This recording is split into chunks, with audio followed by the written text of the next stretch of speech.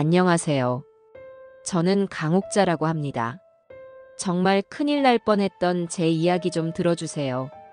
제 나이 70평생, 자식 자랑만큼 팔불출인 것도 없다고들 하지만 우리 아들 동준이 얘기를 할 때면 저는 어쩔 수 없는 팔불출이 되고 맙니다. 동준이는 제 인생 그 자체였어요. 새벽 빗자루질 소리에 눈을 떠서 해가 중천에 떴다 저물 때까지 시장 좌판에 앉아 반찬거리를 다듬고 매운 김칫소에 손이 부르트도록 일했던 그 모든 세월은 오직 우리 동준이 하나를 보기 위함이었습니다. 남편 일찍 여의고 남들이 호러미 자식이라 손가락질할까봐 더 독하게, 더 억척스럽게 살았지요. 그렇게 키운 아들이 번듯한 회사에 취직하고 제법 자리 잡았을 때도 저는 시장 일을 놓지 못했어요. 그저 습관처럼 제 몸에 밴 공기처럼 시장 바닥에 짭짤한 소금기와 사람 사는 냄새가 좋았습니다. 어머니, 이제 그만 고생하시고 저랑 같이 살아요. 아들이 몇 번이나 말했지만 저는 한사코 고개를 저었어요. 자식 앞길에 늙은 어미가 짐이 될 수는 없는 법입니다. 그저 멀찍이서 우리 아들 밥은 잘 챙겨 먹는지, 어디 아픈 데는 없는지 지켜보는 것만으로도 충분히 행복했지요. 그러던 어느 날이었어요. 여느 때처럼 좌판을 정리하고 있는데 동준이에게서 전화가 온 겁니다. 목소리가 어찌나 상기되어 있던지 수화기 너머로 설렘이 그대로 전해질 정도였어요. 어머니, 저 동준이에요. 오늘 저녁에 시간 괜찮으세요? 그럼 괜찮고 말고.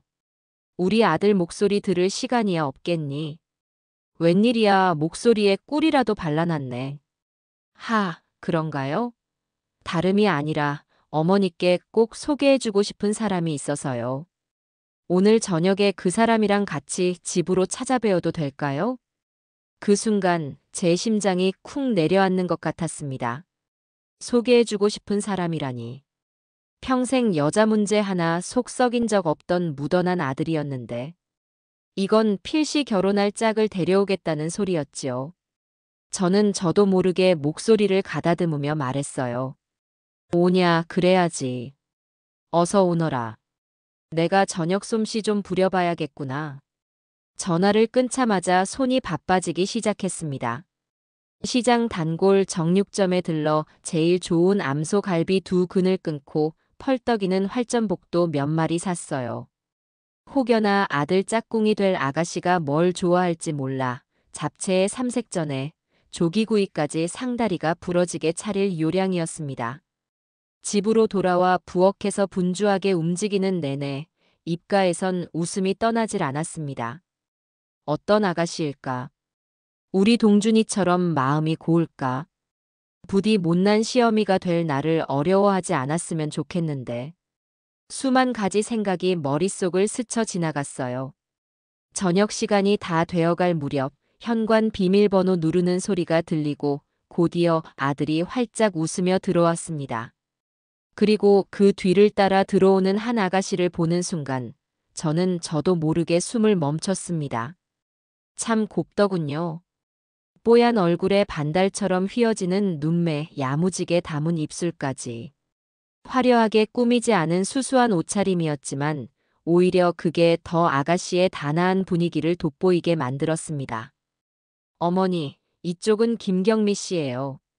아들의 소개에 경미라는 그 아가씨는 두 손을 가지런히 모으고 제게 허리를 깊이 숙여 인사했습니다. 처음 뵙겠습니다, 어머니. 김경미라고 합니다. 말씀 많이 들었어요. 목소리마저 어찌나 낭낭하고 예쁘던지. 어머니라는 말이 어색함 하나 없이 어쩌면 저리 자연스럽게 나올까 싶었어요. 저는 황급히 경미의 손을 맞잡았습니다. 아이고, 어서 와요. 오느라 고생 많았지. 여기까지 오는데 우리 아들이 험하게 대하진 않았고. 아니에요, 어머니. 얼마나 자상하게 챙겨주셨는데요. 그리고 어머니 뵈니까 왜 그렇게 동준 씨가 어머니 자랑을 했는지 알 것 같아요. 정말 미인이세요. 그 말에 제 얼굴이 다 화끈거릴 지경이었어요. 평생 시장 바닥에서 햇볕에 그을린 주름진 얼굴을 보고 미인이라니. 빈말이라도 기분이 좋았습니다. 어색한 분위기도 잠시, 경미는 마치 제 집처럼 스스럼 없이 부엌으로 들어와 제 앞치마를 받아들고 상 차리는 것을 도왔어요. 하나를 알려주면 열을 아는 센스에 음식 하나하나 맛보며 어머니, 정말 맛있어요. 비법이 뭐예요? 라며 살갑게 구는 모습에 저는 속으로 100점짜리 며느리감이 굴러들어왔구나 생각했지요. 식사를 하는 내내 경미는 제 밥그릇 위에 반찬을 올려주기 바빴고 동준이에게는 생선 가시를 발라주며 살뜰히 챙겼습니다. 그런 둘의 모습을 보고 있자니 저절로 배가 부르고 행복해서 눈물이 핑 돌 것 같았어요. 동준이도 그런 제 마음을 아는지 슬쩍 경미의 어깨를 감싸며 말하더군요. 어머니, 저 경미 씨랑 결혼하고 싶습니다. 허락해 주세요. 올 것이 왔구나 싶으면서도 가슴이 벅차올랐습니다. 경미는 동준의 말에 얼굴을 붉히며 고개를 푹 숙였어요. 저는 그런 경미의 손을 꼭 잡고 말해주었습니다. 허락이랄 게 뭐 있겠어. 너희 둘만 좋다면야 나는 더 바랄 게 없지. 우리 동준이 같이 무뚝뚝한 녀석을 좋아해줘서 오히려 내가 더 고맙구나. 제 말에 경미의 눈에 눈물이 그렁그렁 맺혔습니다. 그 모습이 어찌나 짠하고 예쁘던지. 하지만 그때는 몰랐습니다. 그 모든 것이 너무나도 완벽하게 짜인 연극의 한 장면이었다는 것을요. 그 완벽함 속에 숨겨진 아주 작은 위화감을 그때의 저는 애써 외면하고 있었던 겁니다. 며칠 뒤 경미가 혼자 저를 찾아왔습니다. 제가 일하는 시장 좌판으로요. 양손에는 어르신들이 좋아한다는 고급 과일 상자와 제 무릎에 좋다는 영양제까지 들고서 말입니다. 시장 상인들은 다들 어디서 저런 예쁜 딸을 뒀냐며 부러워하는 눈치였어요. 어머니, 일하시는데 힘드실까 봐요. 이거 드시고 힘내세요. 아이고, 이런 걸 뭘 사왔어. 너가 돈이 어디 있다고. 그냥 얼굴만 보여줘도 좋은데. 어머니 생각하는 제 마음인데요, 뭘. 경미는 익숙하게 제 옆에 작은 의자를 놓고 앉아 제가 다듬는 나무를 거들기 시작했어요. 그 작은 손으로 어찌나 야무지게 일을 하던지. 한참을 함께 일하며 두런두런 이야기를 나누었습니다. 제가 슬쩍 집안에 대해 묻자 경미는 잠시 일손을 멈추고 제 눈을 바라보며 조심스럽게 입을 열더군요. 어머니, 사실 저는 부모님이 안 계세요. 어릴 때 사고로 두 분 다 돌아가시고 쭉 혼자 힘으로 버티며 살았어요. 아가씨의 얼굴에 금세 슬픔이 어렸습니다. 저는 너무 미안해서 어쩔 줄을 몰랐어요. 괜히 아픈 상처를 들쑤신 것만 같아서요. 아이고, 어떡하니. 내가 괜한 걸 물었구나. 미안하다, 정말. 아니에요, 어머니. 괜찮아요. 그런데요, 동준 씨를 만나고 또 이렇게 어머니를 뵙고 나니까 꼭 돌아가신 엄마가 생긴 것만 같아요. 그래서 저 정말 잘하고 싶어요. 동준 씨한테도 그리고 어머니한테도요. 두 분한테 제 진짜 가족이 되어달라고 조르고 싶을 만큼요. 경미는 끝내 눈물을 뚝뚝 흘렸습니다. 그 눈물을 보니 제 마음이 와르르 무너져 내렸어요. 얼마나 외롭고 힘들었을까. 저 어린 것이 혼자 세상을 버텨내느라 얼마나 고생이 많았을까. 저는 경미를 꼭 안아주며 등을 토닥였습니다. 그래, 내가 네 엄마다. 이제부터 내가 네 엄마 해줄게.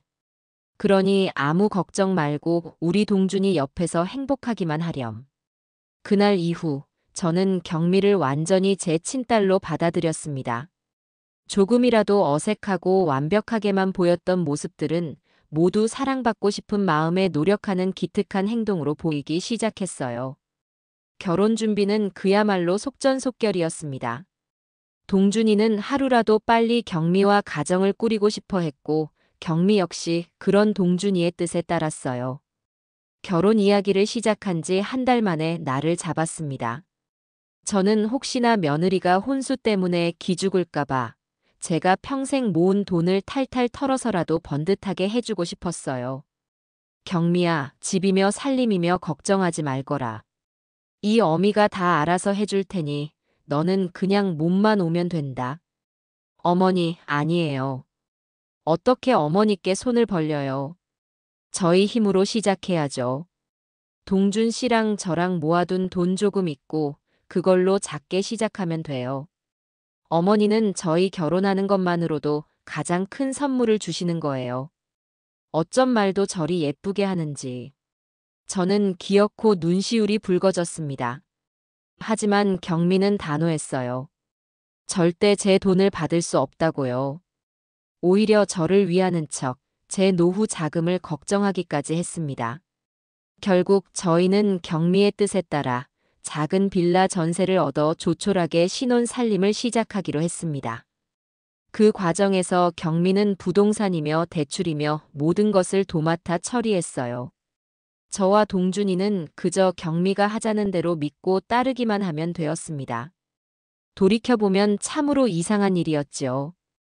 평생을 세상과 부딪히며 살아온 제가 아무런 의심 없이 제 전 재산이나 다름없는 것들을 저 어린애 손에 맡기고 있었다는 사실이 말입니다. 하지만 그때의 저는 행복에 눈이 멀어 그 어떤 의심의 싹도 틔우지 못했습니다.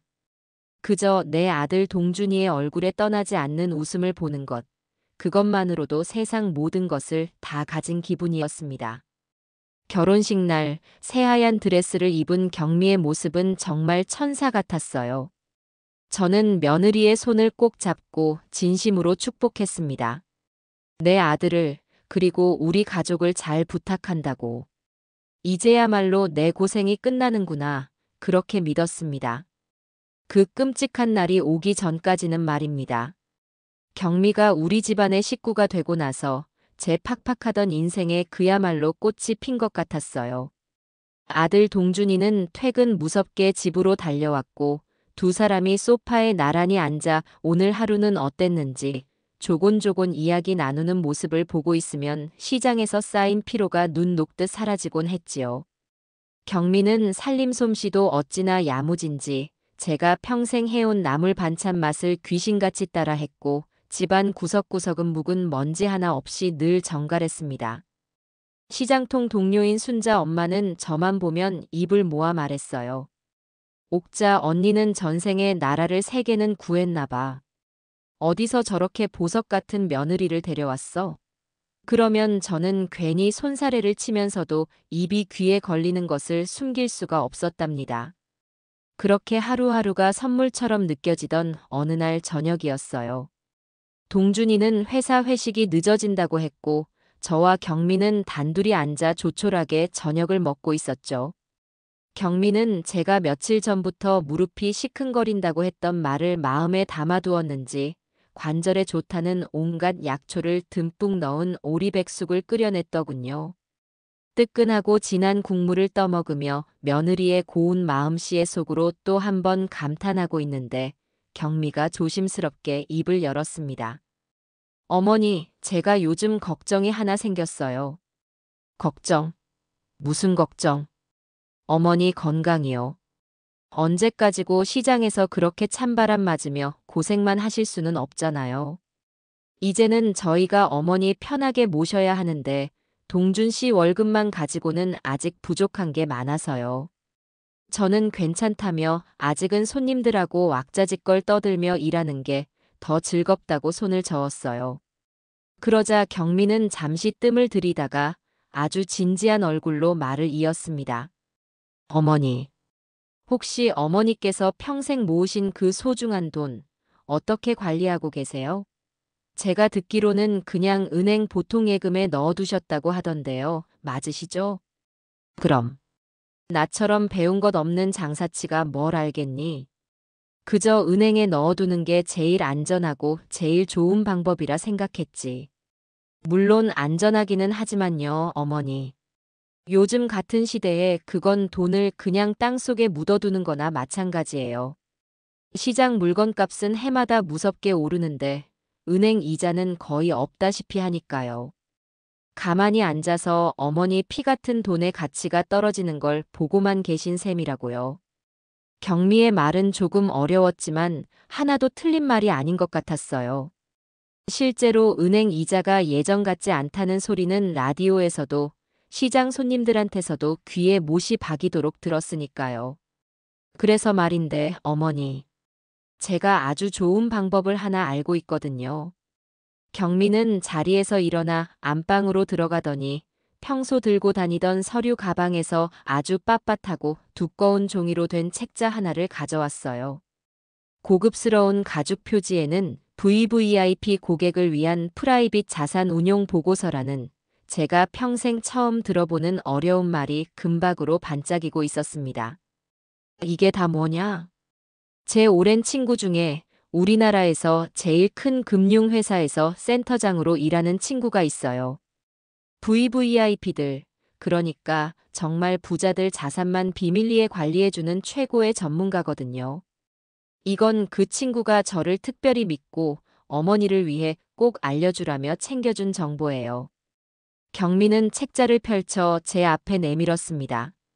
그 안에는 눈이 핑핑 돌아갈 만큼 복잡한 그래프와 숫자, 그리고 깨알 같은 글씨들이 가득했어요. 어머니, 괜히 어려워하실 거 하나 없어요. 제가 간단하게 설명해 드릴게요. 국가에서 비밀리에 추진하는 해양 신도시 개발 사업이 있는데 그 사업권을 따낸 기업의 소수의 VVIP들만 비공개로 투자하는 거예요. 나라에서 하는 사업이라 원금은 100% 보장되고요. 수익률은 아무리 못해도 연 15%예요. 아무한테나 열리는 기회가 아니고 확실한 정보가 있는 극소수에게만 주어지는 특혜 같은 거죠. 연 15% 수익의 원금 보장이라니. 귀가 솔깃하지 않을 수 없었죠. 하지만 평생 돌다리도 10번은 두들겨보고 건너는 심정으로 살아온 제가 선뜻 마음을 열기는 어려웠습니다. 그래도 나는 그런 건 하나도 모르고 왠지 무서워서 못하겠다. 어머니, 무서워하실 게 뭐가 있어요? 제가 처음부터 끝까지 다 알아서 챙겨드릴 건데요. 어머니, 이건 단순히 돈을 좀 더 버는 차원의 문제가 아니에요. 어머니께서 평생 찬밥 더운 밥 안 가리고 땀 흘려 모으신 그 소중한 돈을 제가 더 안전하게 지키고 확실하게 불려드리고 싶은 그런 효도라고 생각해 주시면 안 될까요? 경미는 제 거친 손을 두 손으로 꼭 잡으며 간절한 눈빛으로 말했어요.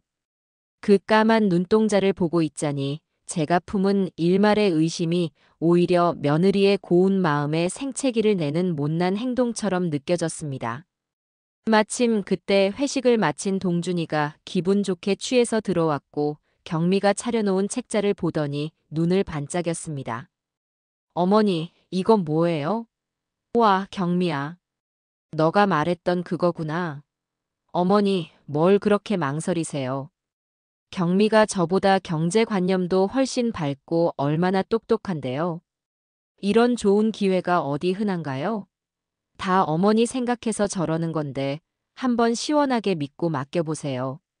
하나뿐인 아들까지 저렇게 등을 떠미는데 더 이상 버틸 재간이 없었지요. 저는 결국 다음 날 아침 제 인생이 고스란히 담긴 통장과 평생 써온 도장을 경미의 손에 쥐어주었습니다. 경미는 제 손을 맞잡으며 기어코 눈물까지 글썽였어요. 어머니, 저 믿어주셔서 정말 감사해요. 제가 꼭 이자까지 두둑하게 쳐서 어머니 평생 일 안 하셔도 될 만큼 만들어 드릴게요. 그 말을 저는 바보같이, 정말 바보같이 단 한치의 의심도 없이 믿고 또 믿었던 겁니다. 그 일이 있고 난 후부터 경미는 눈에 띄게 바빠졌어요. 투자 설명회에 가야 한다. 고객 미팅이 있다는 등 외출이 잦아졌고 집에 있을 때도 모르는 번호로 걸려오는 전화를 받느라 분주했죠. 이상하게도 전화는 꼭 찬바람이 부는 베란다에 나가서 받더군요. 한 번은 제가 무심코 베란다 문을 열었는데 경미의 목소리가 평소와는 전혀 달랐습니다. 아주 차갑고 날카로운, 제가 한 번도 들어본 적 없는 냉랭한 목소리였어요. 그러니까 서류 처리는 오늘까지 무조건 끝내라고 전달했잖아요. 네, 입금 확인되면 바로 진행하시고요. 더 이상 시간 끌지 마세요. 제가 들어선 것을 본 경미는 화들짝 놀라며 전화를 황급히 끊더니 언제 그랬냐는 듯 평소의 상냥한 얼굴로 돌아와 웃으며 말했습니다. 어머니 놀라셨어요? 아주 까다롭고 무례한 고객이라서요. 죄송해요. 어머니 앞에서 괜히 안 좋은 모습 보여드렸네요. 저는 그저 고개를 끄덕일 뿐이었어요. 하지만 마음 한구석에 아주 작고 뾰족한 가시 하나가 박힌 듯 영 찜찜한 기분이 가시질 않았죠. 어느 날부터인가는 경미의 옷차림이나 들고 다니는 가방이 눈에 띄게 화려해지기 시작했습니다. 전에는 보지 못했던 번쩍이는 다이아몬드 목걸이며 손목에는 고급스러운 시계까지 차고 다녔고요. 제가 어디서 난 거냐고 물으면 경미는 늘 똑같이 대답했습니다. 아, 이거요? 실적이 좋아서 회사에서 보너스를 두둑하게 받았어요. 고객들 만나려면 너무 없어 보이면 신뢰를 못 주잖아요, 어머니. 그럴듯한 이유였기에 더 이상 묻지는 않았지만 제 마음속에 작은 가시는 점점 더 자라나 제 속을 쿡쿡 쑤시는 것 같았어요. 참다 못해 동준이에게 슬쩍 이런 이야기를 꺼내보았지만 아들은 대수롭지 않게 넘겼습니다. 에이, 어머니. 괜한 걱정은요. 경미가 다 알아서 잘하고 있는 거예요. 우리도 곧 이 작은 빌라 탈출해서 저기 한강 보이는 더 넓은 아파트로 이사 갈 수 있을 거라고요. 아들의 해맑은 얼굴을 보니 정말 제가 늙어서 의심만 많아진 괜한 노파심을 부리는 건가 싶었지요. 그렇게 저 자신을 다독이며 스멀스멀 피어오르는 불안한 마음을 억지로 눌러 담았습니다. 그러던 어느 화창한 가을날이었습니다. 그날따라 유난히 몸이 무겁고 시장 좌판에 앉아있는 내내 허리가 끊어질 듯 아팠어요. 한참을 끙끙대고 있는데 경미에게서 아침부터 아주 격앙된 목소리로 전화가 걸려왔습니다. 어머니, 대박이에요, 대박. 저희 투자한 거 이번에 정말 상상도 못할 만큼 엄청난 수익이 났어요. 정말이냐? 아이고 세상에. 그게 무슨 소리야? 자세한 건 만나서 말씀드릴게요. 오늘 제가 정말 끝내주는 곳에서 식사 대접할게요. 어머니, 제일 좋은 옷으로 쫙 빼입고 나오셔야 해요. 경미는 제가 평생 이름도 들어본 적 없는 시내에서 가장 비싸고 전망 좋다는 한정식집 이름을 댔습니다. 전화를 끊고 나서도 한동안 심장이 벌렁거렸어요. 정말 며느리 말대로 큰 돈이 생긴 걸까? 그렇다면 우리 아들 고생도 이제 끝이고 나도 이 지긋지긋한 시장 일을 그만둘 수 있겠구나. 저는 설레는 마음으로 장롱 깊숙이 넣어두었던 동준이 결혼식 때 딱 한 번 입었던 가장 아끼는 외출복을 꺼내 입었습니다. 약속 장소에 도착하니 경미가 창가 좋은 자리에 먼저 와서 저를 기다리고 있었어요. 그런데 어찌 된 일인지 좋은 소식을 전한 사람치고는 얼굴이 몹시 창백하고 불안해 보였습니다. 자리에 앉아서도 연신 창밖을 쳐다보며 주변을 두리번거리고 테이블 밑으로는 다리를 까딱까딱 떨고 있었지요. 휴대전화 화면을 껐다 켰다 하며 안절부절 못하는 모습이 역력했습니다. 경미야, 무슨 안 좋은 일이라도 있는 거냐? 안색이 왜 그래? 아, 아니에요, 어머니. 제가 너무 기뻐서 그래요. 너무 좋아서. 아직도 심장이 막 떨려서 진정이 안 되네요.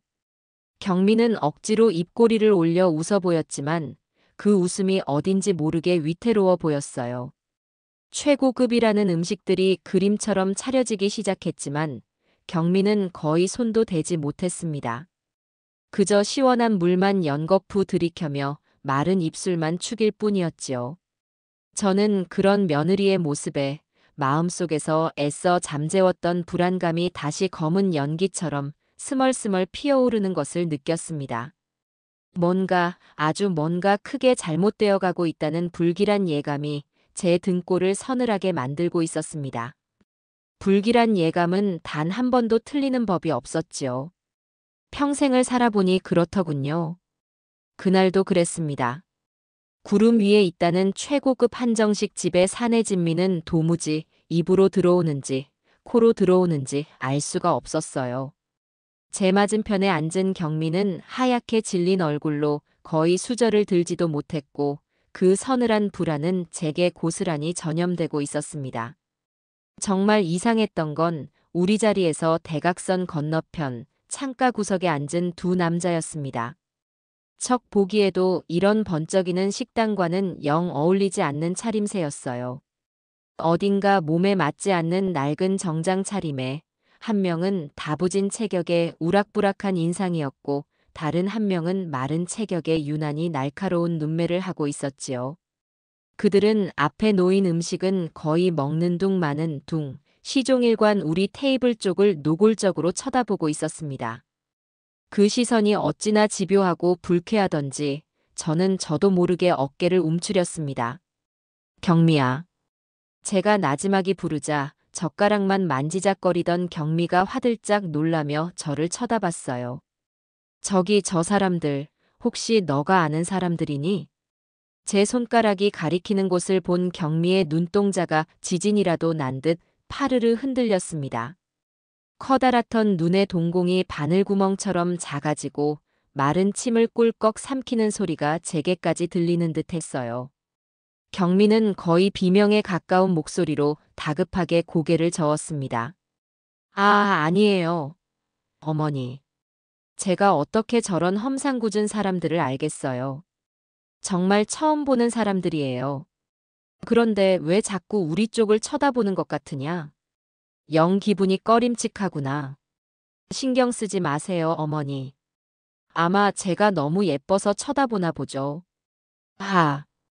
경미는 애써 농담을 하며 제 잔에 물을 따라 주었지만 그 손은 제 눈에도 보일 만큼 미세하게 떨리고 있었습니다. 저는 더 이상 아무 말도 할 수 없었어요.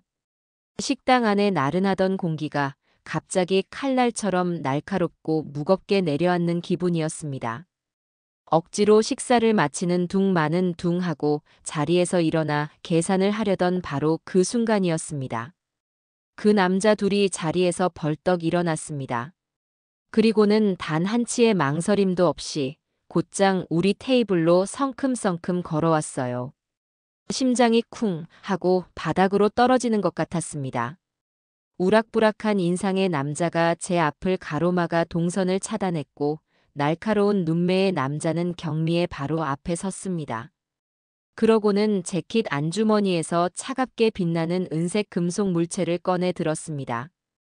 그건 제가 평생 텔레비전 뉴스에서나 보던 수갑이었습니다. 김경미 씨 맞으시죠?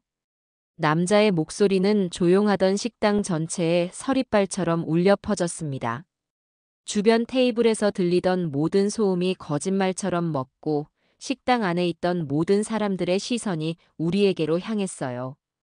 경미는 아무 말도 하지 못하고 파랗게 질려버린 입술만 뻐끔거리고 있었습니다.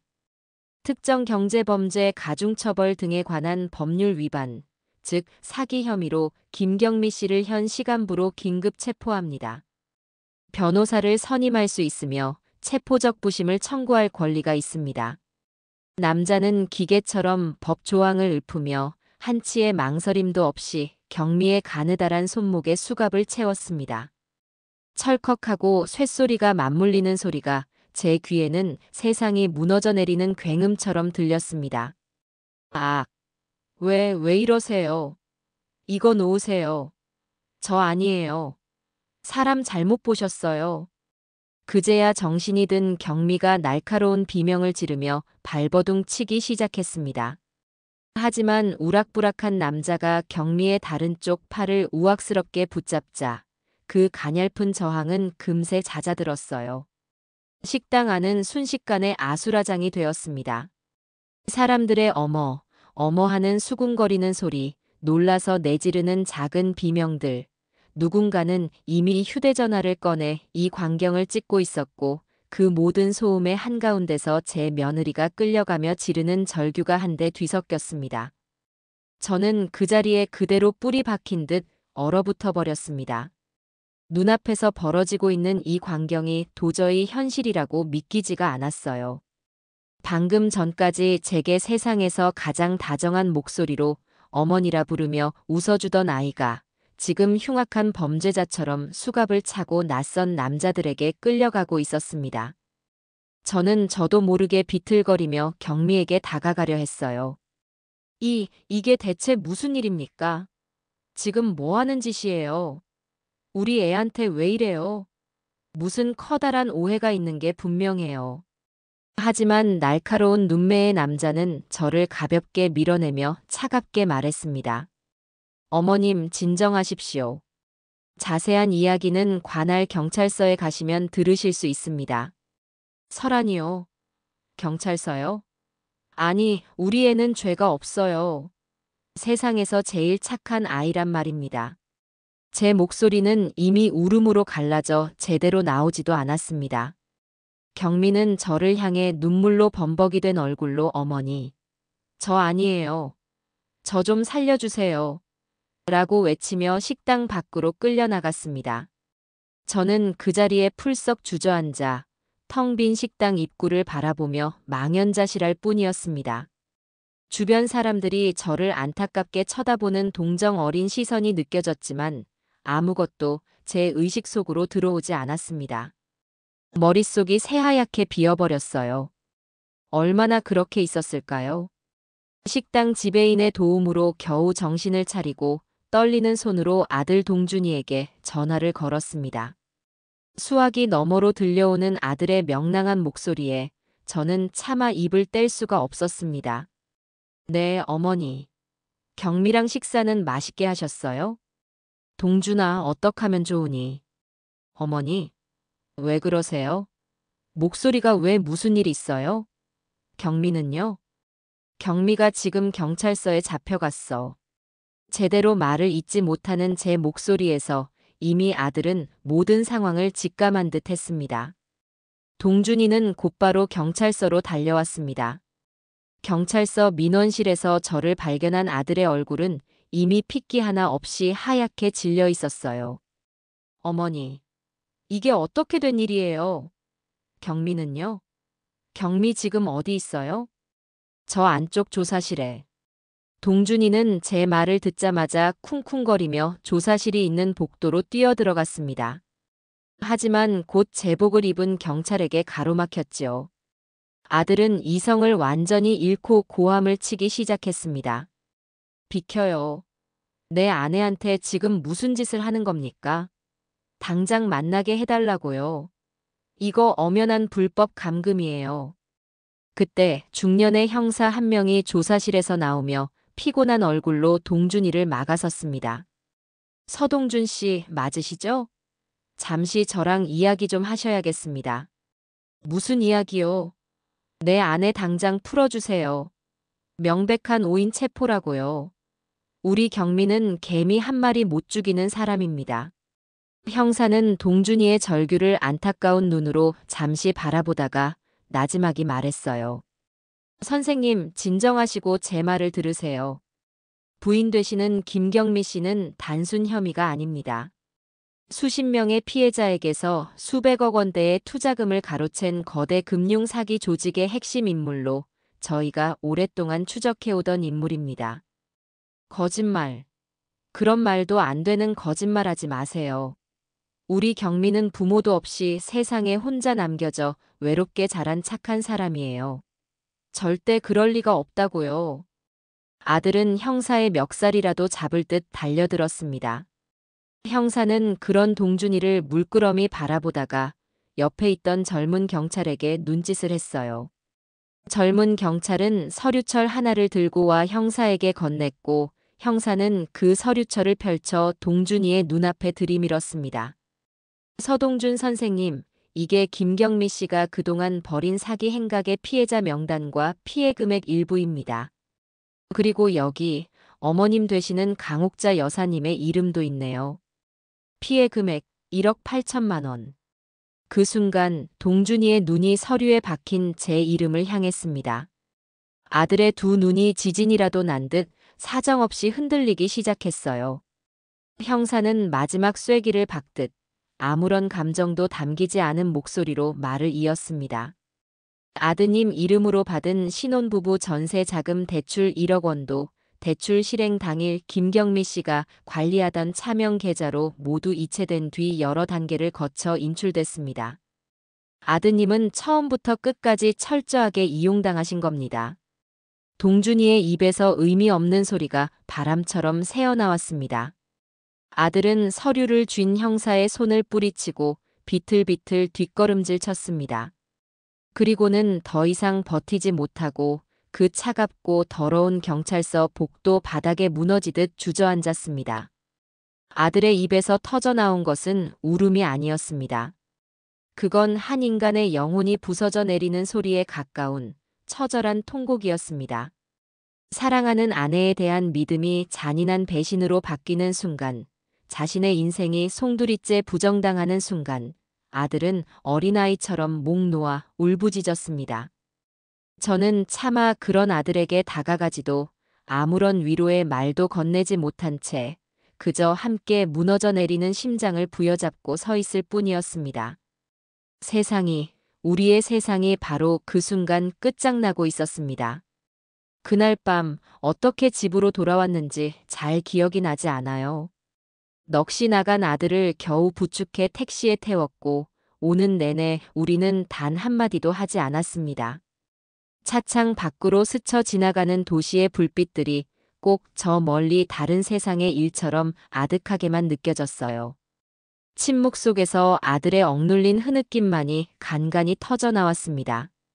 한때는 경미와 동준이의 행복한 웃음소리로 가득 찼던 신혼집은 이제 싸늘한 정막만이 감도는 유령의 집처럼 변해 있었습니다. 동준이는 집에 들어서자마자 곧장 방으로 들어가 문을 잠가버렸고 저는 거실 소파에 솜에 물이 스며들 듯 힘없이 주저앉았습니다. 밤새 단 한숨도 자지 못했어요. 머릿속에서는 형사의 차가운 목소리가 맴돌았고 눈앞에서는 수갑을 찬 경미의 우는 얼굴과 복도에 주저앉아 울부짖던 아들의 무너지는 모습이 번갈아 나타났다 사라졌지요. 이건 분명 끔찍한 악몽일 거야. 내일 아침, 아니 잠시 후에라도 눈을 뜨면 모든 게 제자리로 돌아와 있을 거야. 수백 번을 되뇌었지만 동쪽 창문이 희미하게 밝아오고 나서도 끔찍한 현실은 조금도 변하지 않았습니다. 날이 밝자마자 저는 비틀거리는 몸을 이끌고 집 근처 은행으로 향했어요. 마지막 남은 한 가닥의 희망이라도 붙잡고 싶었던 겁니다. 뭔가 경찰에 착오가 있었을 거라고, 내 돈은 내 평생은 안전할 거라고. 하지만 은행 창구에서 건네받은 거래 내역서는 제 마지막 희망마저 산산조각 내버렸습니다. 제가 경미에게 통장과 도장을 넘겨준 바로 다음 날부터 제 평생이 담긴 돈은 10원짜리 하나 남김없이 수십 개의 다른 계좌로 나뉘어 흔적도 없이 사라져 있었습니다. 수십 년간 동트기 전에 새벽부터 시장 바닥에 쭈그리고 앉아 매운 김칫소에 손을 버려가며 찬밥에 물 말아 먹어가며 악착같이 모았던 내 피 같은 돈이었습니다. 통장 마지막 줄에 찍힌 잔액 0원이라는 세 글자를 보는 순간 눈앞이 캄캄해지며 숨이 턱 막혔어요. 은행을 나온 제 발걸음은 집으로 향했습니다. 저는 마치 홀린 사람처럼 경미의 물건들을 뒤지기 시작했어요. 화장대 서랍 깊숙한 곳에서 경미가 관리한다던 제 통장과 아들의 통장, 그리고 처음 보는 여러 개의 통장 뭉치를 발견했습니다. 모두 다른 사람의 이름으로 된 텔레비전 뉴스에서나 보던 바로 그 대포 통장들이었겠지요. 저는 그 통장들을 부들부들 떨리는 손으로 들고 그대로 주저앉아 한참을 울었습니다. 서러움과 분노, 그리고 저 자신에 대한 지독한 한심함이 뒤섞인 눈물이었습니다. 정신을 차리고 저는 결혼식 사진 앨범을 꺼내들었어요. 세상에서 가장 행복한 표정으로 환하게 웃고 있는 경미의 얼굴 옆에 딱한 사정을 아는 먼 친척, 어른이라며 고개를 숙이고 있던 남자와 보육원 시절부터 함께한 유일한 동기라며 눈물을 훔치던 젊은 여자의 얼굴이 보였습니다. 저는 결혼식 때 받아두었던 하객 명단을 찾아 그들의 이름 옆에 적힌 연락처로 전화를 걸기 시작했습니다. 뚜뚜 지금 거신 번호는 없는 번호이오니. 첫 번째 전화는 없는 번호였습니다. 두 번째, 세 번째도 마찬가지였어요. 몇 번의 시도 끝에 겨우 연결된 번호의 주인은 자기는 김경미라는 사람을 전혀 모른다며 귀찮다는 듯 퉁명스럽게 전화를 끊어버렸습니다. 그 순간 깨달았습니다. 경미의 눈물 겹도록 가여웠던 가족사, 눈물 흘리며 축하해주던 친구들, 그 모든 것이 전부 다 거짓이었습니다. 저와 제 아들은 처음부터 끝까지 아주 잘 짜인 연극의 순진한 관객이었을 뿐이었어요. 그들은 우리 모자의 인생을 무대 삼아 아주 실감나는 사기극을 펼친 것이었습니다. 헛웃음이 터져나왔습니다. 너무나 기가 막히고 어이가 없어서 눈물조차 나오지 않았어요. 그렇게 지옥 같은 며칠이 흘렀습니다. 동준이는 방에서 나오지 않았어요. 식음을 전폐한 채 살아있는 송장처럼 누워만 있었죠. 제가 억지로 흰죽을 끓여 방문 앞에 가져다 놓아도 그릇은 다음 날 아침까지 온기 하나 없이 그대로 놓여있기 일쑤였습니다. 어쩌다 마주치기라도 하면 아들은 텅 비어버린 눈으로 저를 바라보며 죄인처럼 중얼거렸습니다. 어머니, 다 제 잘못이에요. 제가 그 여자를 데려와서 제가 어머니까지 이렇게 만들었어요. 죄송해요, 어머니. 정말 죽고 싶을 만큼 죄송해요.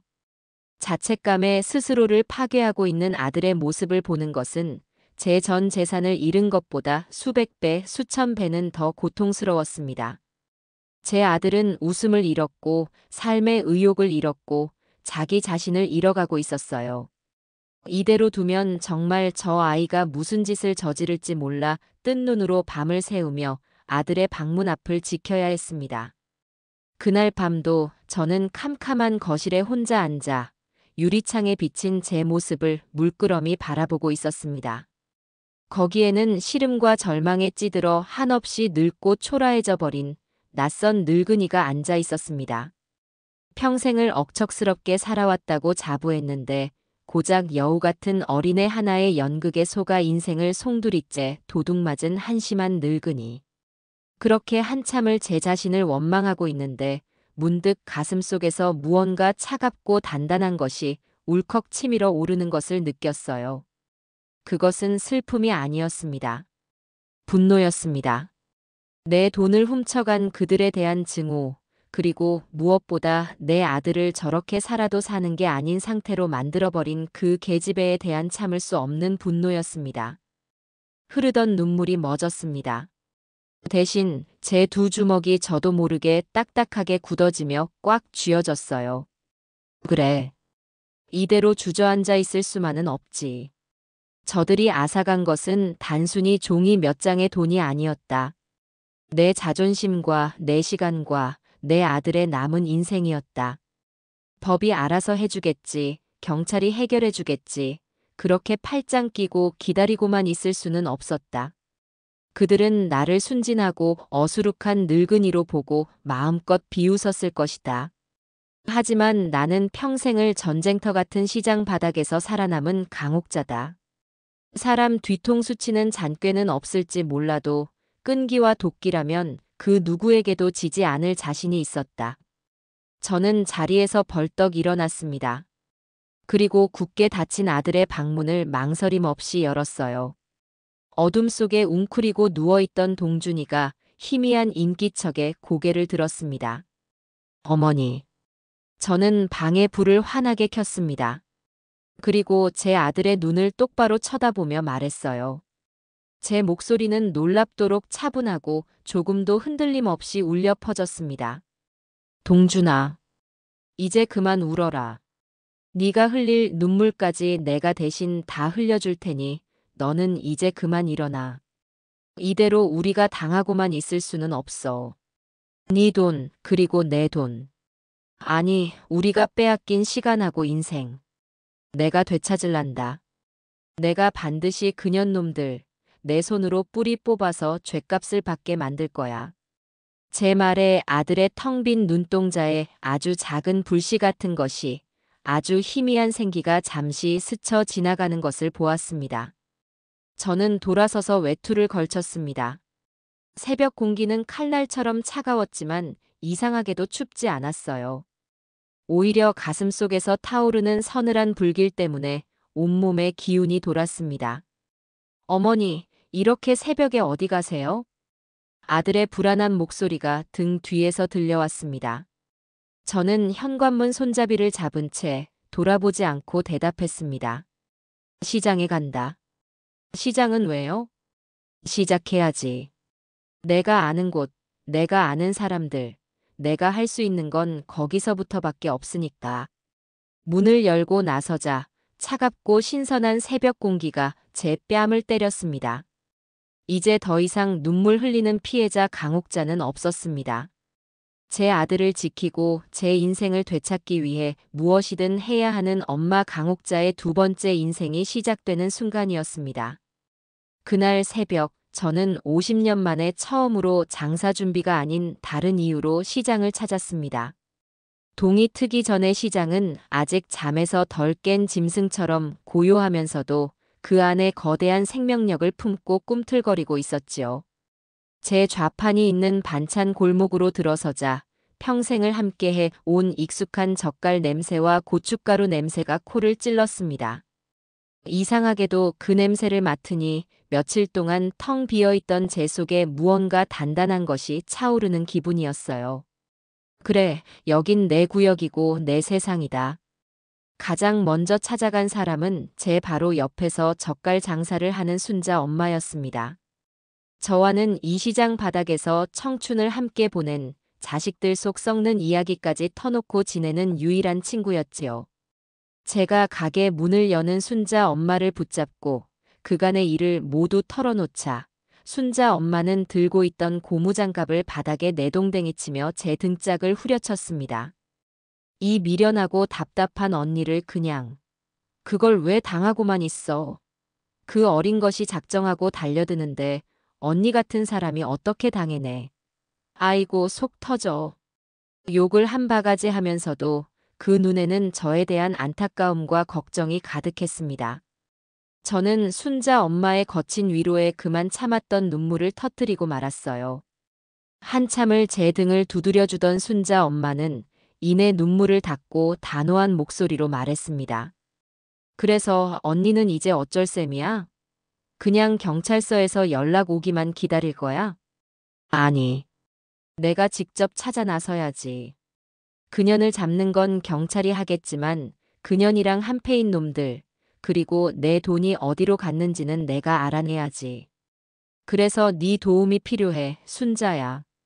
저는 품에서 경미의 사진 한 장을 꺼냈습니다. 결혼식 날 세상에서 가장 행복한 얼굴로 제 아들 옆에 서 있던 바로 그 사진이었지요. 사진을 보는 순간 또 속에서 천불이 났지만 저는 이를 악물고 순자 엄마에게 사진을 내밀었습니다. 이 얼굴 좀 봐도. 그리고 시장 사람들한테 전부 보여줘. 특히 저 건너편 공영주차장 관리하는 박씨 아저씨랑 새벽에 물건 실어 나르는 배송 기사들한테 꼭 좀 보여줘라. 혹시 인연을 시장 근처에서 다른 남자랑 같이 본 사람이 있는지 아니면 유난히 비싼 차를 타고 와서 누굴 만나는 걸 본 사람이 있는지 뭐라도 좋아. 사소한 거라도 좋으니 뭐든 알아봐줘. 시장은 그 어떤 정보기관보다 더 촘촘한 정보망을 가지고 있는 곳입니다. 누가 누구네 아들과 썸을 타는지, 누가 몰래 쌈짓돈을 숨겨뒀는지 상인들은 서로의 모든 것을 알고 있었어요. 순자 엄마는 제 말뜻을 즉시 알아차리고 고개를 강하게 끄덕였습니다. 걱정 마, 언니. 이 시장 바닥 사람들 입방아 한번 제대로 오르기 시작하면 그년이 똥 싸고 밑 안 닦은 것까지 다 나와. 내가 오늘부터 온 시장을 들쑤시고 다닐 테니 언니는 다른 일을 봐. 순자 엄마에게 일을 맡기고 저는 다음 장소로 향했습니다. 바로 동네에서 가장 큰 PC방이었어요. 평생 컴퓨터라고는 켜본 적도 없는 제가 그곳에 간 이유는 단 하나, 형사가 슬쩍 흘렸던 말이 귓가에 맴돌았기 때문입니다. 피해자가 한두 명이 아니다. 그렇다면 그들도 분명 어딘가에 모여 서로의 처지를 한탄하고 정보를 나누고 있을 터. 그걸 찾아내야만 했습니다. PC방에 들어서자 담배 냄새와 컴컴한 공기, 그리고 요란한 게임 소리에 머리가 어지러질했어요. 저는 어색하게 카운터로 다가가 제 아들뻘쯤 되어 보이는 젊은 아르바이트생에게 최대한 불쌍한 표정을 지으며 물었습니다. 총각, 내가 컴맹이라 그런데 뭐 좀 하나만 찾아봐 줄 수 있을까? 아주 중요한 일이라서 그래. 젊은 총각은 귀찮은 기색이 역력했지만 금방이라도 울음을 터뜨릴 것 같은 제 얼굴을 보더니 마지못해 자리를 하나 내주었습니다.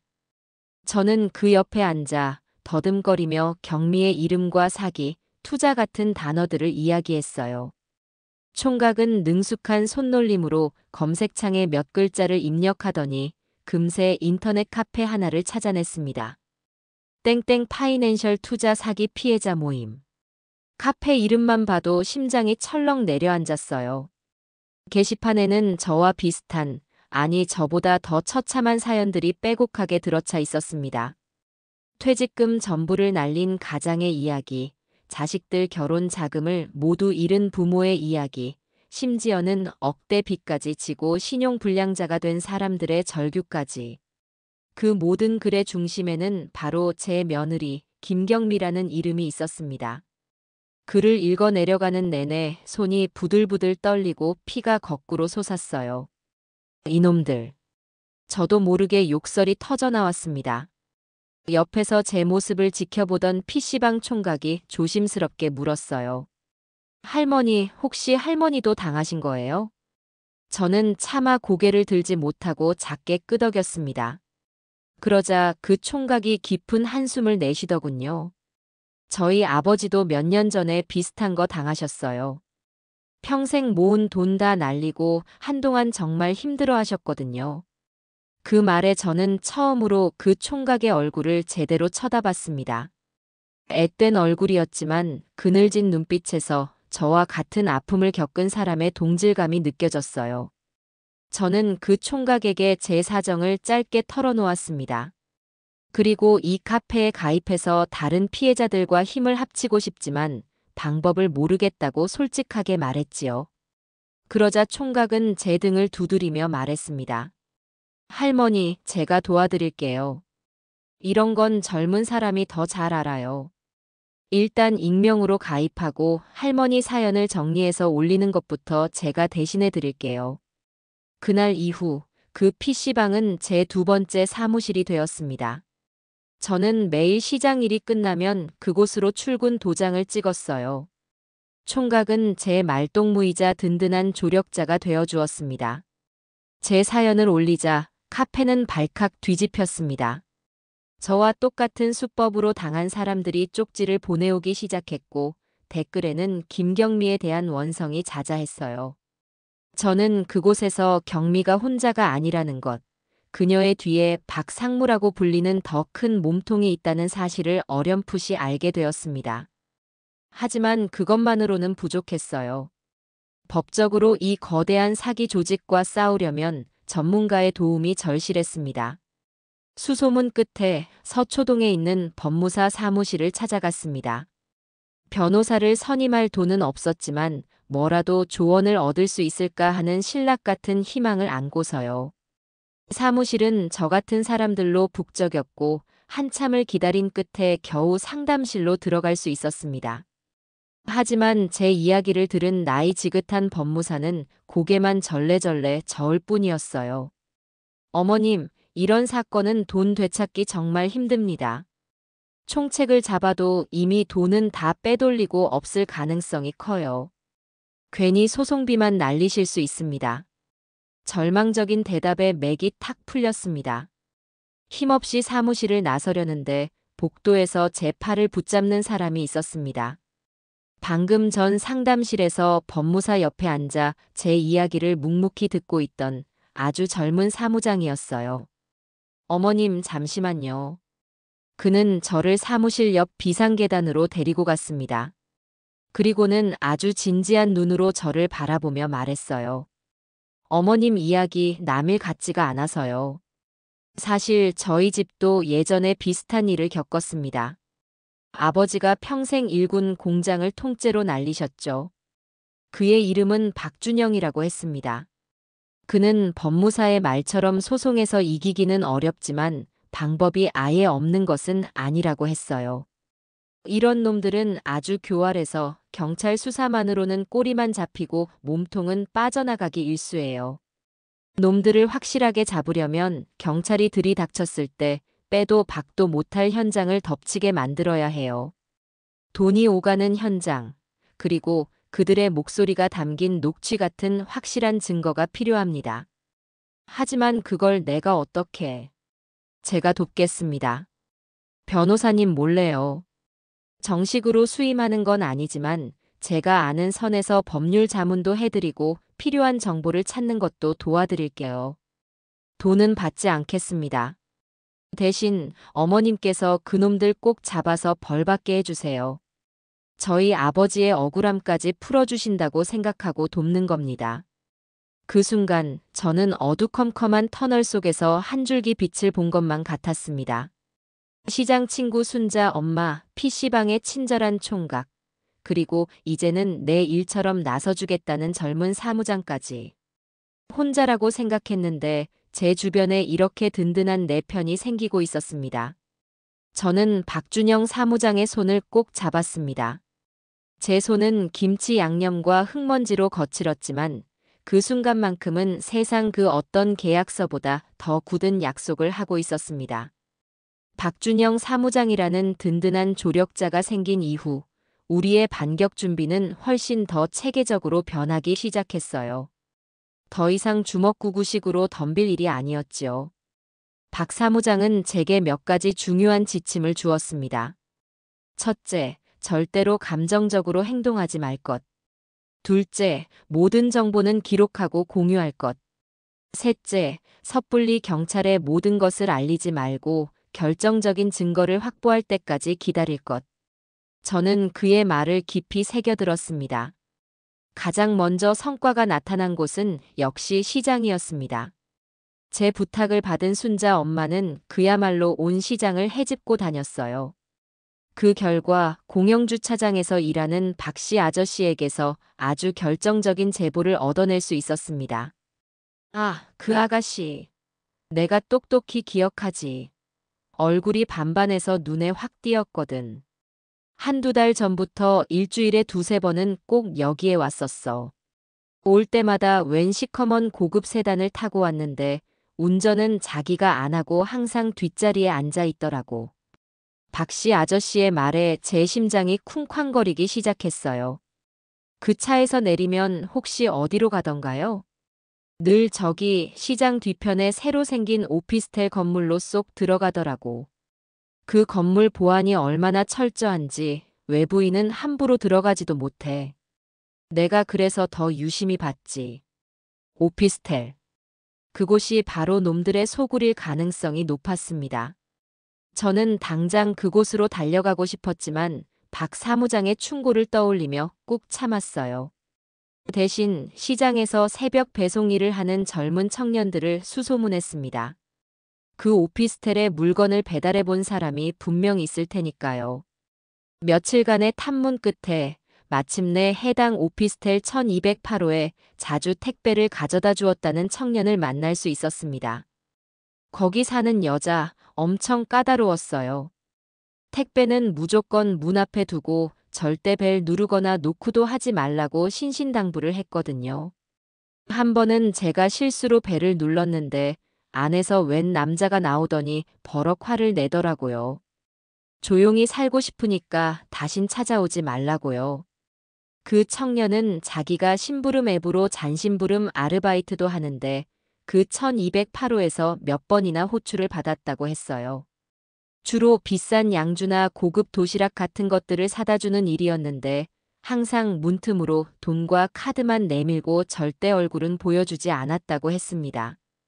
저는 그 청년에게 밥을 사주며 다음번에 혹시라도 그 집에서 심부름 호출이 오면 제게 즉시 연락을 달라고 부탁했습니다. 그리고 얼마 지나지 않아 드디어 기회가 찾아왔습니다.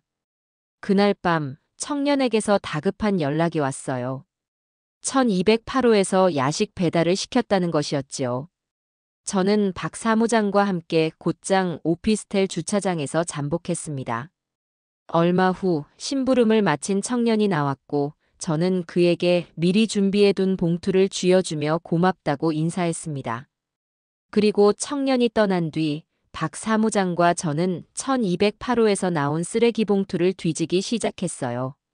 남의 쓰레기를 뒤지는 제 모습이 처량했지만 지금은 그런 걸 따질 때가 아니었습니다. 쓰레기 더미 속에서 우리는 여러 개의 배달음식 영수증과 구겨진 서류 몇 장을 발견했습니다. 그리고 그 중에서 박선우라는 이름과 함께 휴대폰 번호가 적힌 명함 한 장을 찾아냈어요. 원투자산운용 상무 박선우. 바로 놈의 이름이었습니다. 우리는 그 이름을 들고 곧장 PC방으로 달려갔습니다. 그 사이 PC방 총각의 도움으로 운영하던 피해자 모임 카페는 회원수가 100명을 훌쩍 넘어서고 있었어요. 사람들은 저마다의 사연을 쏟아냈고 김경미와 박상무에 대한 분노로 들끓었지요. 하지만 분노만으로는 아무것도 해결할 수 없었습니다. 흩어져 있는 힘을 하나로 모아야 했어요. 저는 카페에 공지를 올렸습니다. 여러분, 우리 언제까지 이렇게 인터넷에 앉아 한탄만 하고 있을 겁니까? 이대로는 아무것도 되찾을 수 없습니다.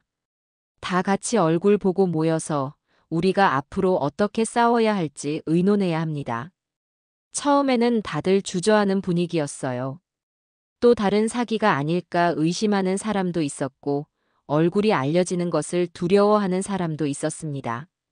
저는 그런 사람들을 일일이 설득했습니다. 우리가 피해자인데 뭐가 부끄럽습니까? 숨는 건 저놈들이지 우리가 아닙니다. 힘을 합치지 않으면 우리는 평생 저놈들의 웃음거리가 될 뿐입니다. 제 진심이 통했는지 마침내 우리는 날짜를 정해 동네 작은 구민회관 회의실에서 첫 모임을 갖기로 했습니다. 약속한 날 회의실에는 20명 남짓한 사람들이 모였습니다. 다들 어색하고 경계하는 눈빛으로 서로를 쳐다볼 뿐이었지요. 그때 제가 앞으로 나섰습니다. 여기 계신 분들, 저를 포함해서 모두 같은 놈들에게 소중한 것을 빼앗긴 사람들입니다. 저는 제 평생을 잃었고 제 아들의 인생까지 망가졌습니다. 여러분도 마찬가지일 겁니다. 이제 와서 서로를 의심하고 탓해봐야 무슨 소용이 있겠습니까? 지금부터 우리는 한 팀입니다. 저놈들에게 빼앗긴 우리 인생을 되찾아올 피해자 연대입니다. 제 말에 회의실 안의 무거운 공기가 조금씩 움직이기 시작했어요. 저는 이어서 박 사무장이 정리해준 법적 절차와 증거 수집의 중요성에 대해 설명했습니다. 그리고 우리가 찾아낸 박선우라는 이름과 그의 명함을 사람들 앞에 공개했어요. 이놈이 바로 우리 돈을 총괄한 몸통입니다. 경찰은 아직 이놈의 실체에 접근도 못하고 있습니다. 하지만 우리는 알고 있습니다. 우리가 힘을 합치면 경찰보다 먼저 저놈의 셔츠깃을 잡을 수 있습니다. 그날 모임을 기점으로 우리는 훨씬 더 조직적으로 움직이기 시작했습니다. 피해자들 중에는 전직 형사도 있었고 은행에서 오래 근무했던 분도 있었어요. 각자 자신이 가진 능력과 정보를 총동원해 박선우라는 인물의 뒷조사를 시작했습니다. 박 사무장은 법적인 테두리 안에서 그가 접근할 수 있는 모든 정보를 긁어모았어요. 얼마 지나지 않아 박선우의 실체에 대한 윤곽이 드러나기 시작했습니다. 그는 과거에도 여러 차례 유사수신 행위로 입건되었지만 번번이 증거 불충분으로 풀려난 아주 교활하고 악질적인 사기 전과자였습니다. 여러 개의 유령 회사를 세워 투자금을 돌려막고 문제가 생기면 회사를 폐업시키고 잠적하는 수법을 반복해왔지요. 김경미는 그가 내세운 여러 얼굴마담 중 하나였을 뿐이었습니다. 경미처럼 젊고 그럴듯해 보이는 사람들을 이용해 투자자를 모집하고 실질적인 돈 관리는 박선우와 그의 핵심 측근 몇 명이 독점하는 구조였던 겁니다. 모든 조각이 맞춰지는 순간이었습니다. 저는 그제야 김경미가 왜 그토록 완벽한 며느리를 연기했는지, 왜 그토록 제 돈을 탐냈는지 알 수 있었어요. 모든 것이 이 박선우라는 악마의 소나기에서 계획된 것이었습니다. 저는 주먹을 불끈 쥐었습니다. 이제 목표는 명확해졌습니다. 단순한 얼굴마담 김경미가 아니라 이 모든 판을 짜고 우리를 비웃고 있을 진짜 주범, 박선우. 그를 내 손으로 끌어내어 법의 심판대에 세우리라. 박선우라는 명확한 목표가 생기자 우리는 더 이상 우왕좌왕하지 않았어요. 이제 남은 것은 그 교활한 뱀을 굴 밖으로 끌어낼 방법을 찾는 것이었지요. 피해자 연대 모임에서 다들 갑론을 박을 벌였습니다. 어떤 사람은 당장 경찰서에 쳐들어가 우리가 알아낸 모든 것을 털어놓자고 했고, 어떤 사람은 변호사를 사서 고소장부터 넣자고 주장했어요. 하지만 저는 고개를 저었습니다. 안 됩니다. 그놈은 경찰 수사에 이미 이골이 난 놈이에요. 우리가 어설프게 움직였다가는 저놈은 또다시 증거를 인멸하고 꼬리만 자른 채 유유히 빠져나갈 겁니다. 그렇게 되도록 둘 수는 없어요. 박준영 사무장도 제 의견에 힘을 보탰습니다. 강 여사님 말씀이 맞습니다. 박선우 같은 자를 확실하게 잡으려면 돈이 오가는 현장을 덮쳐야만 합니다. 그가 우리 돈을 가지고 또 다른 범죄를 저지르려는 바로 그 순간을 포착해야 빼도 박도 못하는 증거가 되는 겁니다. 그럼 우리가 어떻게 그 현장을 만든단 말입니까? 한 피해자가 답답하다는 듯 소리쳤어요. 그 순간 제 머릿속에 하나의 계획이 번개처럼 스쳐 지나갔습니다. 저는 자리에서 일어나 모든 사람들을 둘러보며 말했습니다. 미끼가 되면 됩니다. 우리가 직접 저놈들이 거부할 수 없는 아주 달콤한 미끼가 되는 겁니다. 제 계획은 간단했어요. 이에는 이, 눈에는 눈. 놈들이 우리에게 사기를 쳤던 것처럼 우리도 놈들에게 역으로 사기를 치는 것이었습니다. 놈들이 가장 좋아하는 먹잇감이 무엇일까? 바로 저처럼 세상 물정 잘 모르는 어수룩한 돈 많은 사람이었지요. 제가 그 미끼가 되겠습니다. 제가 곧 개발될 신도시 근처에 막대한 땅을 상속받은, 돈은 많지만 아는 건 없는 벼락부자 땅부자 행세를 할 겁니다. 다들 제 말에 어안이 벙벙한 표정이었어요. 70 먹은 시장 좌판 할머니가 벼락부자 행세라니 다들 믿기지 않는다는 눈치였지요. 하지만 저는 확신이 있었습니다. 제 인생 자체가 바로 연기였으니까요. 평생을 괜찮은 척, 아프지 않은 척, 강한 척하며 살아왔습니다. 그깟 부자 할머니 연기쯤이야 못할 것도 없었지요. 작전은 즉시 시작되었습니다. 가장 먼저 저에 대한 소문을 퍼뜨리는 작업에 착수했어요. 역시나 제주 무대인 시장이 가장 효과적이었습니다. 저는 순자 엄마와 입을 맞추고 시장 사람들이 가장 많이 모이는 아침 시간에 일부러 큰 소리로 통화하는 척 연기를 했습니다. 아, 김 변호사. 나야, 나. 그래, 그 땅 말이야. 상속세가 그렇게 많이 나와? 아이고, 머리 아파 죽겠네. 세금만 몇 억이라고? 그냥 팔아버릴까 보다. 귀찮아서 원. 제 연기는 시장 바닥에 아주 제대로 먹혀들었습니다. 제가 갑자기 땅부자가 되었다는 소문은 날개 돋친 듯 시장 전체로 퍼져나갔고 곧 시장을 드나드는 외부인들의 귀에까지 흘러들어갔습니다. 다음 단계는 제 모습을 바꾸는 것이었어요.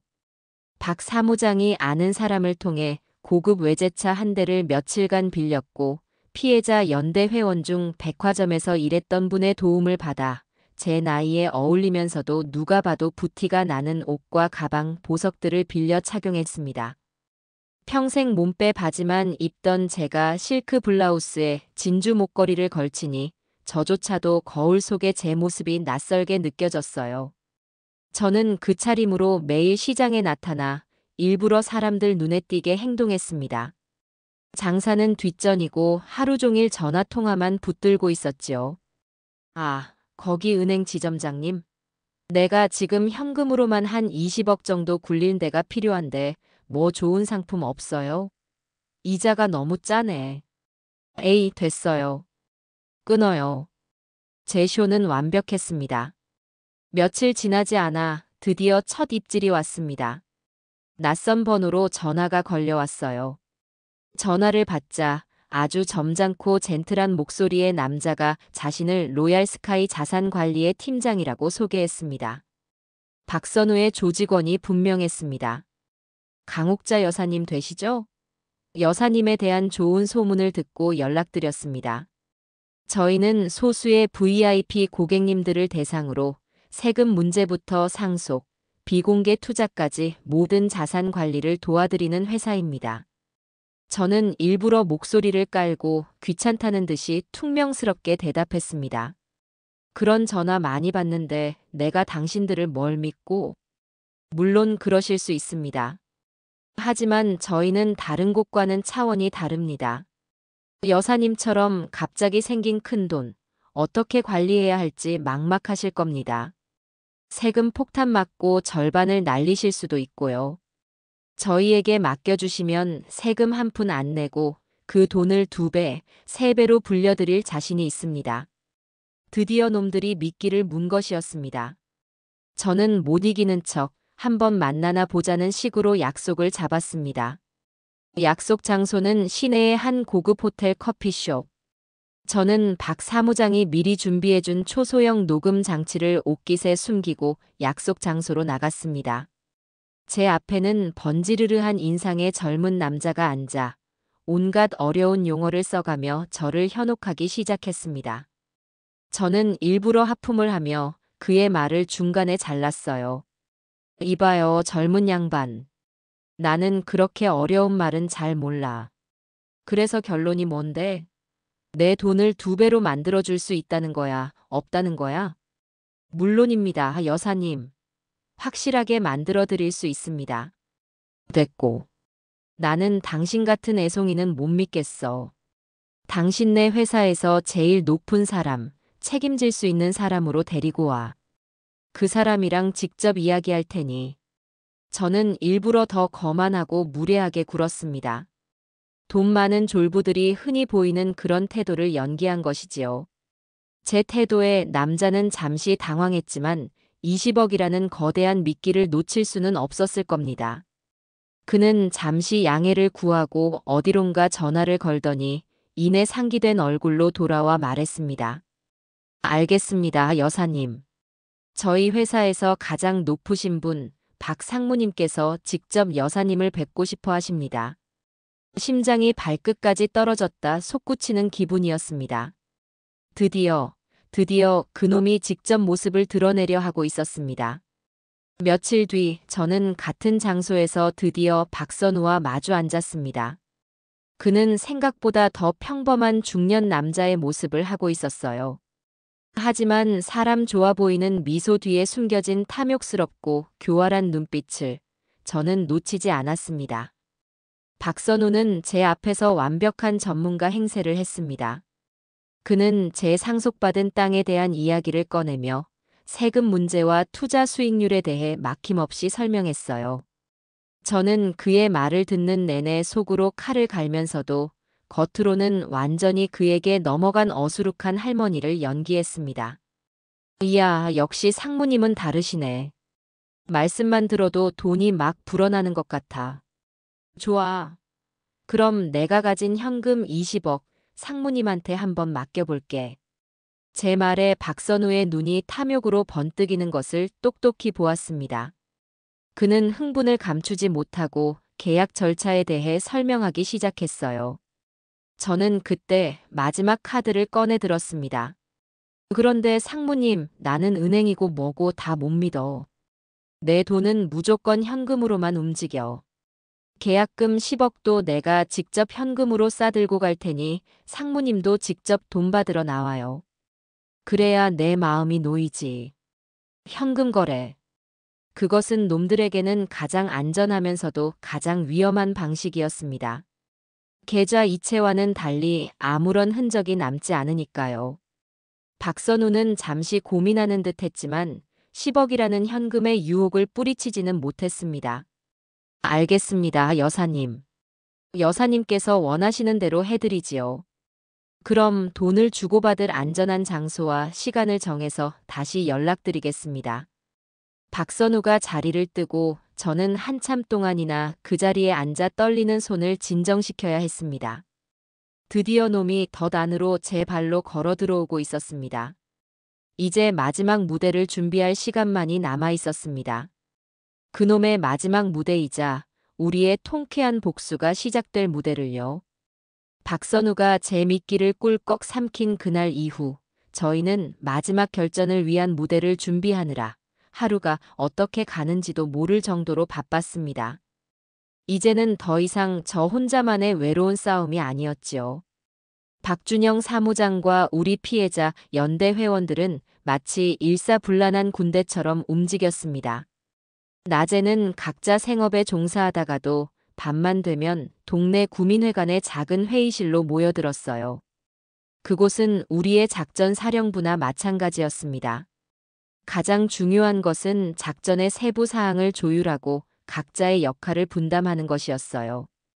박 사무장이 종이 위에 커다랗게 조직도를 그리며 총괄 지휘를 맡았고 연대 회원 중 왕년에 잘 나가던 강력계 형사 출신이라는 김철민 씨가 현장 경험을 살려 행동팀장을 맡았습니다. 그리고 저는 당연히 이 거대한 연극의 처음이자 마지막이 될 주연 배우였지요. 박선우는 며칠 뒤 아주 자신만만한 목소리로 제게 전화를 걸어왔습니다.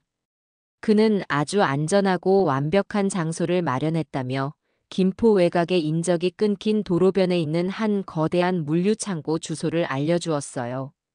그가 고른 장소는 예상대로였습니다. 주변에 민가는커녕 변변한 가로등 하나 없어 밤이 되면 칠흑 같은 어둠에 잠기는 곳, CCTV는 당연히 먹통이고 오직 길이 하나뿐이라 외부 차량의 접근이 즉시 파악되는 그들만의 완벽한 소굴이었습니다. 김철민 씨는 그 말을 듣자마자 현직에 있는 후배 형사에게 연락해 그 창고의 내부 구조와 도면을 즉시 입수했습니다. 우리는 회의실 책상 위에 그 도면을 펼쳐놓고 밤을 새워 분석에 들어갔어요. 경찰이 가장 신속하고 은밀하게 진입할 수 있는 경로, 놈들이 혹시 모를 상황에 대비해 도주할 수 있는 모든 퇴로를 붉은 펜으로 표시하며 우리의 포위망을 좁혀 나갔습니다. 이쪽 환풍구는 낡아서 사람이 드나들기 어려울 겁니다. 주요 출입문은 저 철문 하나지만 뒤쪽에 작은 쪽문이 하나 더 있습니다. 이쪽을 반드시 막아야 합니다. 김철민 씨의 날카로운 분석에 모두가 숨을 죽이고 귀를 기울였습니다. 다음으로 해결해야 할 가장 큰 문제는 미끼로 사용할 10억 원의 현금이었습니다. 당연히 우리에게 그런 거금이 있을 리 만무했지요. 그때 회의실 구석에서 묵묵히 듣고만 있던 PC방 총각, 민준 학생이 손을 번쩍 들었습니다. 저기 제가 인터넷에서 봤는데요.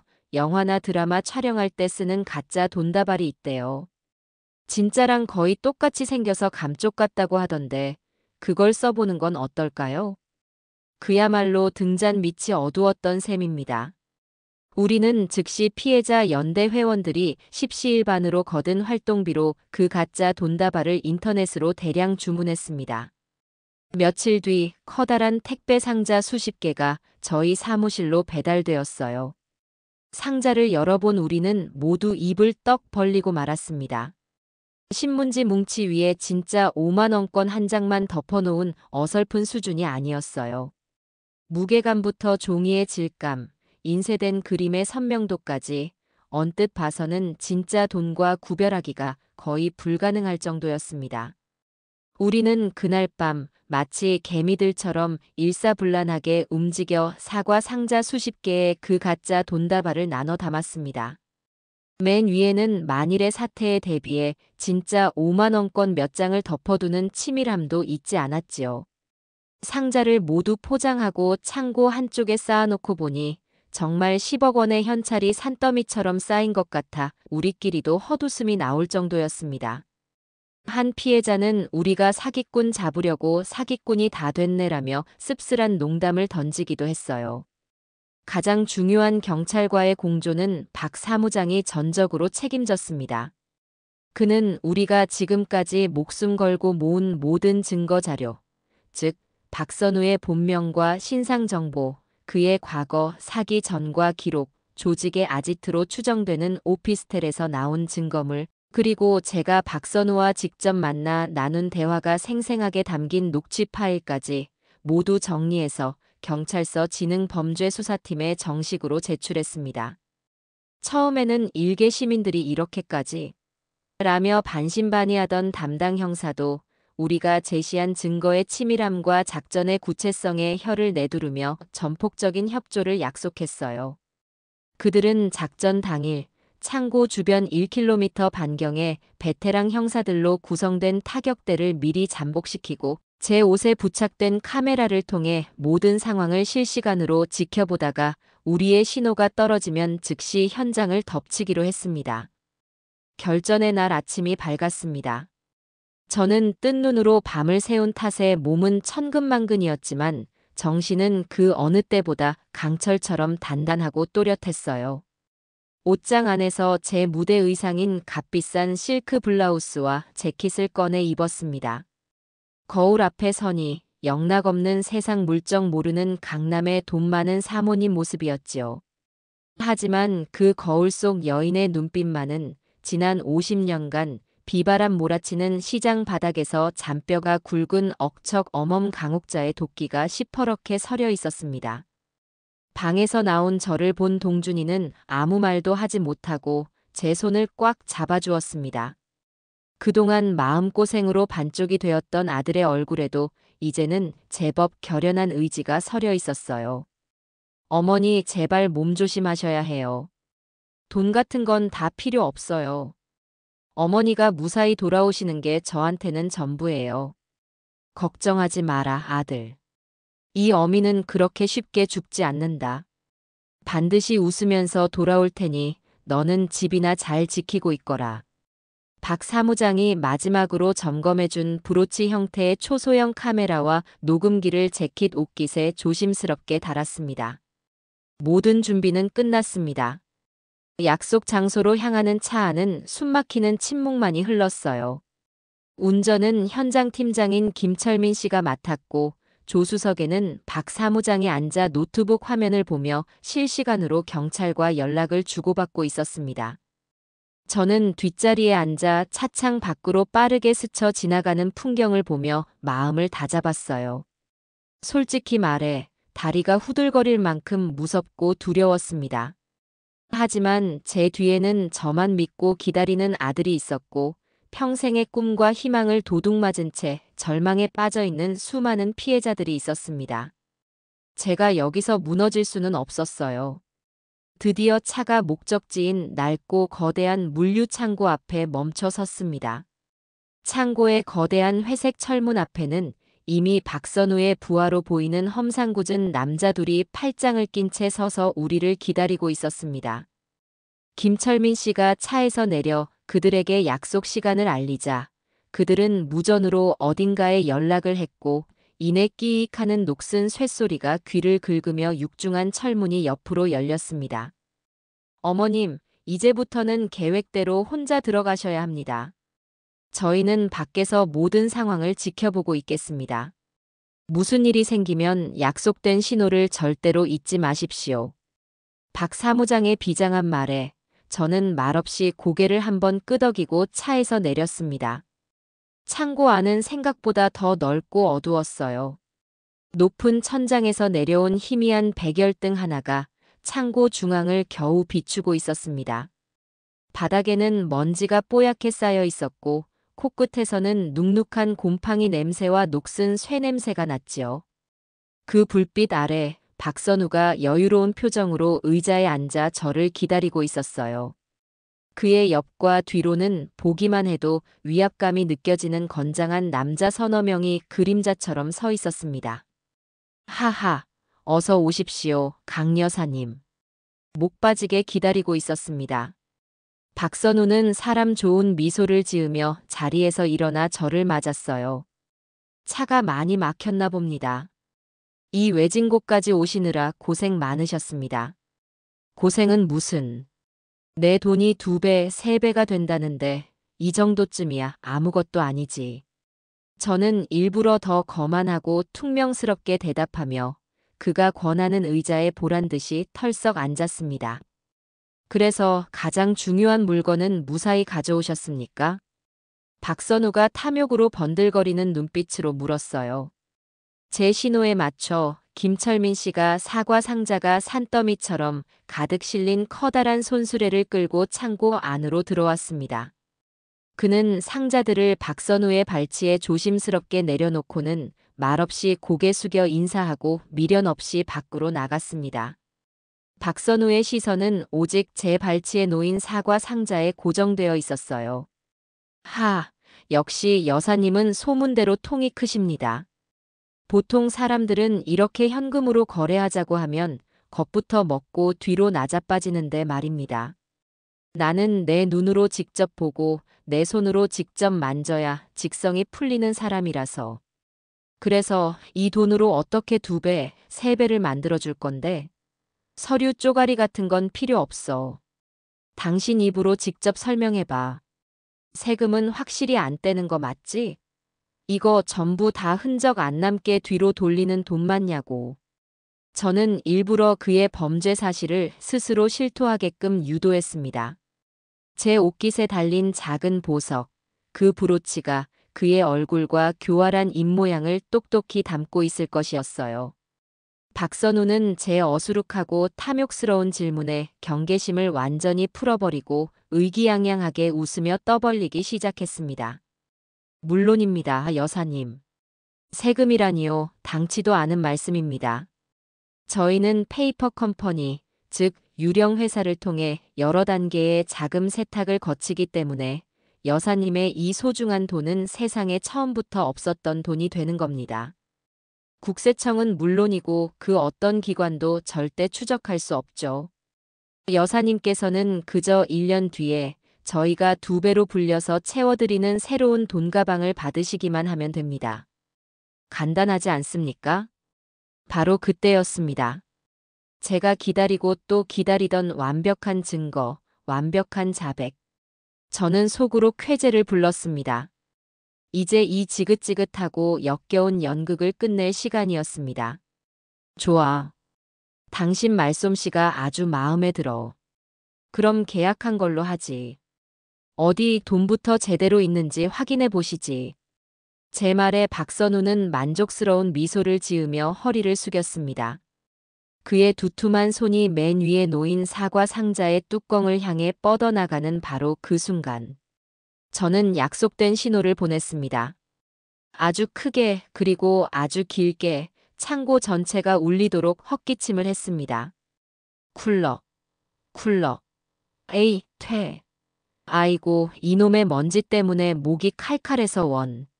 제 기침 소리가 바로 신호탄이었습니다. 바로 그 순간 굳게 닫혀있던 창고의 모든 철문이 굉음을 내며 동시에 활짝 열리기 시작했습니다. 그리고 그 열린 문으로 방탄조끼와 헬멧으로 무장한 수십 명의 경찰 특공대원들이 꼼짝마 하는 함성을 지르며 눈사태처럼 쏟아져 들어왔습니다. 꼼짝마. 모두 손머리 위로 올려. 움직이면 그 자리에서 쏜다. 사방에서 터져나오는 천둥 같은 고함 소리와 함께 어둡고 먼지 쌓인 창고 안은 순식간에 아수라장이 되었습니다. 박선우의 덩치 큰 부하들은 잠시 저항해 보려고 했지만 이미 사방을 완벽하게 포위한 경찰 특공대의 상대가 될 수는 없었지요. 그들은 하는 비명 몇 번 지르지 못하고 육중한 몸이 종이장처럼 나가떨어져 차가운 시멘트 바닥에 나뒹굴어졌습니다. 그 모든 광경 중에서 가장 볼만했던 것은 바로 박선우의 얼굴이었습니다. 사과 상자로 향하던 그의 얼굴은 처음에는 어리둥절함으로, 다음에는 믿을 수 없다는 경악으로, 그리고 마지막에는 모든 것을 체념한 패배자의 시커먼 절망으로 시시각각 일그러졌습니다. 그는 저를 향해 피를 토할 듯한 눈으로 소리쳤어요. 이 교활한 늙은 할망구가 어떻게 감히 나를. 그의 마지막 발악은 그의 두툼한 손목에 차가운 쇠고랑이 철컥하고 채워지는 소리와 함께 허무하게 끝이 났습니다. 모든 상황이 순식간에 정리되고 저는 바닥에 무릎 꿇린 채 포승줄에 꽁꽁 묶이는 박선우에게 천천히, 아주 천천히 다가갔습니다. 그는 증오와 분노가 이글거리는 눈으로 저를 쏘아보고 있었어요. 저는 그런 그의 눈을 한치의 흔들림도 없이 똑바로 마주보며 제 평생 가장 차갑고 경멸적인 목소리로 말했습니다. 박선우 씨. 시장 바닥에 쭈그리고 앉아 500원짜리 콩나물 한 봉지, 1000원짜리 시금치 한 단 팔아서 내 자식 먹이고 입히려고 내 평생을 바쳐 모은 그 돈이 그렇게 우습고 만만해 보였어요? 어디 대답 한번 해보시지. 제 말에 그의 얼굴에서 마지막 핏기마저 가시는 것을 똑똑히 보았습니다. 그 순간 창고 밖에서 초조하게 저를 기다리고 있던 피해자 연대 회원들이 경찰의 허락을 받고 안으로 들어왔습니다. 그들은 수갑을 찬 채 개처럼 끌려나가는 박선우와 조직원들의 모습을 보며 그 자리에 주저앉아 오랫동안 가슴속에 묻어두었던 울음을 터뜨렸습니다. 그것은 더 이상 슬픔과 절망의 눈물이 아닌 기쁨과 해방, 그리고 마침내 되찾은 인간 존엄에 대한 뜨거운 눈물이었습니다.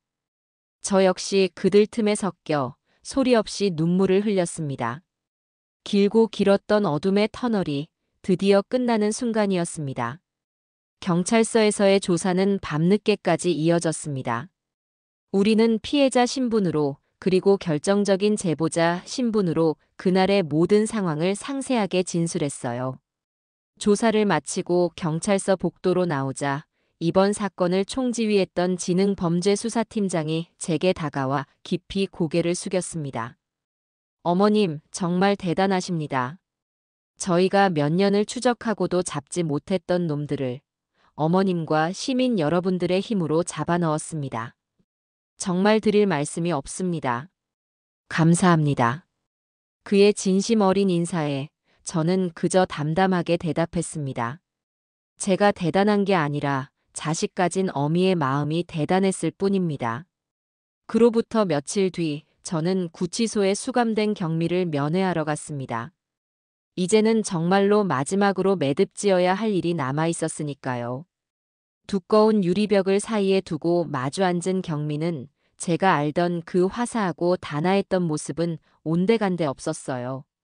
화장기 하나 없는 푸석한 얼굴, 아무렇게나 질끈 묶은 머리, 그리고 삶의 모든 희망과 빛을 잃어버린 텅 빈 눈동자. 몸에 맞지 않는 헐렁한 수의를 입은 그녀는 영락없는 초라한 죄수의 모습이었습니다.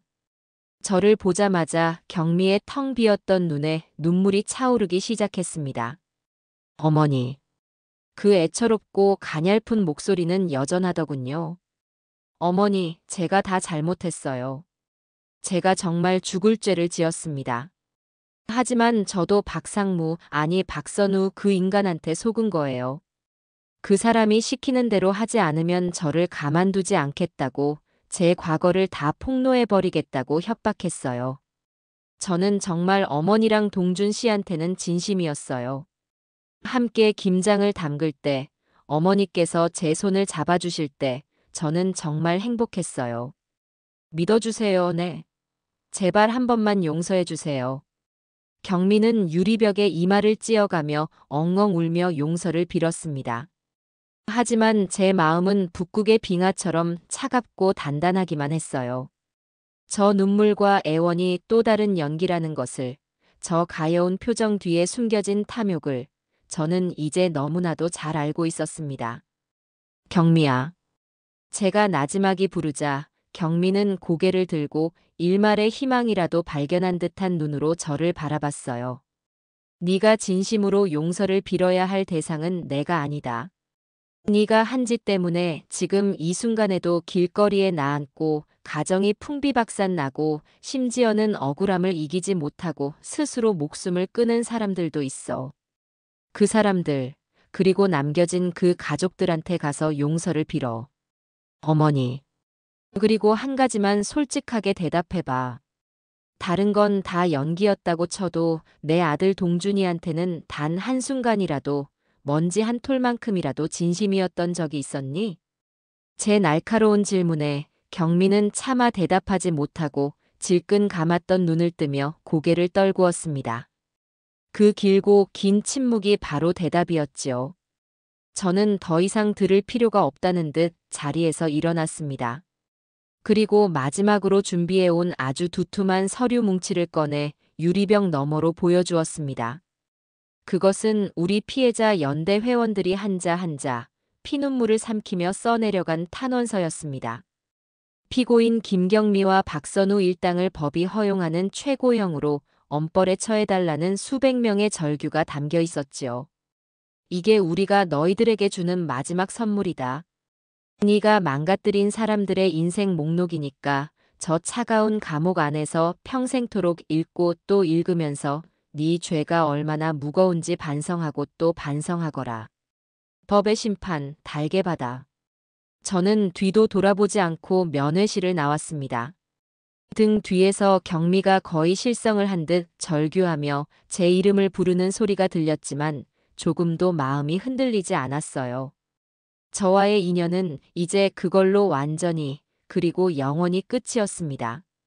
박선우 사기 조직 검거 사건은 온갖 신문과 방송 뉴스에 며칠 동안 대대적으로 보도되었습니다. 수백억 원대 금융 사기 조직, 70대 할머니와 시민들의 손으로 검거라는 제목 아래 제 이야기가 비중 있게 다루어졌어요. 아들 구한 용감한 어머니, 시민 영웅, 강옥자 할머니 등 제 평생 들어보지 못했던 민망한 별명들도 생겨났지요. 방송국에서 인터뷰 요청도 쇄도했지만 저는 모두 거절했습니다. 제가 영웅이라서가 아니라 그저 제 아들과 제 인생을 지키기 위해 그리고 더 이상 저와 같은 억울한 피해자가 나오지 않기를 바라는 마음에서 당연히 해야 할 일을 했을 뿐이니까요. 하지만 제 이야기가 세상에 알려지면서 아주 중요하고 의미 있는 변화가 생겨났습니다. 저희와 비슷한 사기 피해를 당하고도 부끄러워서 혹은 무서워서 쉬쉬하며 혼자 끙끙 앓던 수많은 사람들이 용기를 내어 세상 밖으로 나오기 시작한 것이었어요. 저희 피해자 연대 사무실에는 하루에도 수십 통의 문의 전화가 걸려왔고 저희는 그들에게 저희가 겪었던 경험과 피땀으로 얻어낸 노하우를 아낌없이 나눠주었습니다. 저희의 작은 날갯짓이 더 큰 세상을 바꾸는 희망의 태풍이 되어가고 있었습니다. 박선우 일당이 모두 검거되고 길고 길었던 재판이 시작되었습니다. 재판 과정은 생각보다 훨씬 더 지루하고 힘든 싸움이었어요. 놈들은 마지막까지도 서로에게 책임을 떠넘기고 교묘한 법의 허점을 이용해 형량을 줄이려고 발버둥 쳤습니다. 하지만 그럴수록 우리 피해자 연대 회원들은 더욱더 단단하게 뭉쳤습니다. 단 한 번의 재판도 빠짐없이 법정을 가득 메워 그들이 죗값을 치르는 모습을 똑똑히 지켜보았습니다. 우리가 직접 모은 증거는 재판 과정에서 아주 결정적인 역할을 했고 결국 박선우와 김경미를 포함한 조직원 전원에게는 법이 내릴 수 있는 아주 무겁고 엄중한 형량이 선고되었어요. 판사가 판결문을 읽어 내려가는 순간 법정 방청석에서는 약속이라도 한 듯 눈물 섞인 박수 소리가 터져 나왔습니다. 가장 현실적이고 중요했던 것은 바로 돈 문제였습니다. 경찰이 놈들의 은신처와 차명 계좌를 샅샅이 뒤져 숨겨두었던 현금과 부동산, 비싼 귀금속들을 일부 압류했지만 이미 해외로 빼돌리거나 흔적도 없이 사라진 돈이 많아 피해액 전부를 되찾을 수는 없었습니다. 하지만 박준영 사무장과 우리가 힘을 합쳐 법원에 압류된 재산을 피해액 비율에 따라 모든 피해자에게 최대한 공정하게 나누는 절차를 진행했어요. 비록 제가 잃어버린 돈의 절반 정도밖에 돌려받지 못했지만 그 누구도 불평하지 않았습니다. 우리는 이미 돈보다 훨씬 더 중요하고 값진 것을 되찾았으니까요. 바로 짓밟혔던 우리의 자존심과 세상을 향한 믿음, 그리고 다시 살아갈 희망이었습니다. 모든 법적 절차가 끝나고 처음으로 마음 편한 저녁을 맞이하던 날이었습니다. 저는 아주 오랜만에 부엌에 서서 동준이가 세상에서 가장 좋아하는 구수한 된장찌개를 끓이고 노릇노릇하게 고등어를 구웠습니다. 그동안의 끔찍했던 마음고생으로 핏기 없이 헬쑥해졌던 아들은 이제 제법 얼굴에 살도 오르고 눈빛에도 예전의 총기가 돌아오고 있었어요. 저녁상을 마주하고 앉아 밥을 먹는데 동준이가 한참 동안 수저를 들지 못하고 저를 바라보기만 하더군요. 그러더니 갑자기 자리에서 일어나 제 앞에 털썩 무릎을 꿇었습니다. 동준아, 너 지금 뭐 하는 거냐? 이게 무슨 짓이야? 어서 일어나. 어머니. 아들의 목소리는 물에 젖은 솜처럼 심하게 떨리고 있었습니다. 죄송해요. 정말 죄송해요, 어머니. 다 저 때문이에요. 제가 어리석어서, 제가 사람 보는 눈이 없어서 어머니 평생 피땀 흘려 모으신 돈 한순간에 물거품으로 만들고 어머니 마음에 이렇게 깊고 큰 대못을 박았어요. 어머니 아니었으면 저는 아마 평생을 술에 절어 폐인처럼 살았을 거예요. 아니, 어쩌면 이미 이 세상 사람이 아니었을지도 몰라요. 저를 구해주셔서 제 남은 인생을 다시 살게 해주셔서 정말 감사합니다, 어머니. 동준이는 어린아이가 된 것처럼 제 무릎에 얼굴을 묻고 엉엉 소리 내어 울기 시작했습니다. 그동안 아들 앞에서는 억지로 강한 척, 괜찮은 척 하느라 꾹꾹 눌러 참아왔던 제 눈에서도 뜨거운 눈물이 쉴 새 없이 흘러내렸습니다. 저는 우는 아들의 등을 말없이, 그리고 아주 오랫동안 토닥여 주었어요. 됐다. 이제 정말 다 지난 일이다. 어서 일어나거라. 어미 앞에서 그렇게 쉽게 무릎 꿇는 거 아니야. 저는 아들을 일으켜 다시 자리에 앉혔습니다. 그리고 아들의 밥그릇 위에 노릇하게 잘 구워진 고등어 살점을 큼직하게 떼어 올려주었어요. 살다 보면 누구나 넘어질 수 있는 게야. 중요한 건 넘어진 그 자리에서 다시 툭툭 털고 일어나는 거지. 너랑 나 이번에 아주 호되게 넘어졌지만 그 덕분에 전보다 훨씬 더 단단해진 게야. 안 그러냐? 제 말에 아들은 눈물 콧물 범벅이 된 얼굴로 고개를 세차게 끄덕였습니다. 그날 우리 모자는 아주 오랜만에 정말 마음 편하고 맛있는 저녁밥을 함께 먹었습니다. 시간이 흘러 어느덧 1년이라는 세월이 지났습니다. 저는 더 이상 시장에 나가지 않아요. 시장 좌판은 평생 제 옆을 지켜준 순자 엄마에게 헐값에 넘겨주었습니다. 대신 저는 아주 작고 허름하지만 희망이 가득한 사무실로 매일 출근을 합니다. 그곳은 우리 피해자 연대가 여러 뜻 있는 사람들의 후원을 받아 만든 금융사기 피해자 지원센터입니다. 박준영 사무장은 잘 나가던 로펌을 그만두고 이곳의 상임 변호사가 되어 저희처럼 힘없고 어려운 사람들을 위한 무료 법률 상담을 해주고 있어요. 전직 형사였던 김철민 씨는 피해자들의 증거 수집을 돕는 든든한 조사팀장 역할을 하고 있고요. 그리고 저는 이곳을 찾아오는 사람들의 아픈 이야기를 들어주고 따뜻한 차 한 잔을 건네며 그들의 언손과 마음을 녹여주는 상담 실장입니다. 오늘도 낯선 할아버지 한 분이 세상의 모든 절망을 다 짊어진 듯한 얼굴로 우리 센터 문을 열고 들어왔습니다.